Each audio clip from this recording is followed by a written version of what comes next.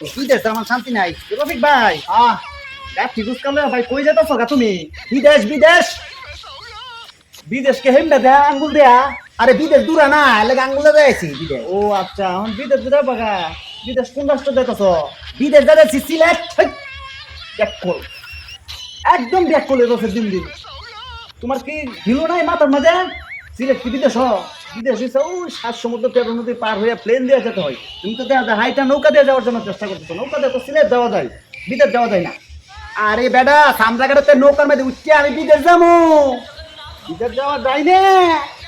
নৌকার মাঝে কি বিদেশ যাওয়া যায়? চামনের হয়তো কোন দেহে কেরা সিলেট কি বিদেশ না?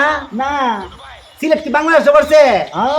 বেটা অতনে বুঝছো বেটা। হাই হাই রে, আমি তো মনে করছি সিলেট একটা বিদেশ হই। না, বিদেশ গেলে টিকিট কাটন লাগে, মেডিকেল লাগে, পাসপোর্ট লাগে, পরে বিমান দিয়ে পুরুত করে ওরা মারবা। এটা হচ্ছে বিদেশ, বুঝছো? দুঃখে যাইতেছি, দুঃখে বিদেশ।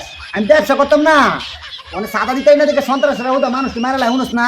ও এই যন্ত্রণায় আমি বিদেশ যেতাম চাইতেছি। অনেক সিলেট জানি বিদেশ, তুইলে আর আমি এই বিদেশ গেলে তো মুক্তি পাইতাম না। সিলেটও তো সন্ত্রাসীরই ধরবো।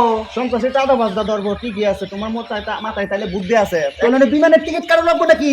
তাইলে আমি তোমার সাথে আমিও যাই মুখা বিদেশ। আচ্ছা। এই বাংলাদেশে থাকতাম না। এই বাংলাদেশের চাঁদাবাজ, সন্ত্রাস, দর্শন, কুনিরা হাতে সবকিছু দিন দিন বাইরে যেতে চাই। এই দেশে থাকবো না। ঠিক আছে,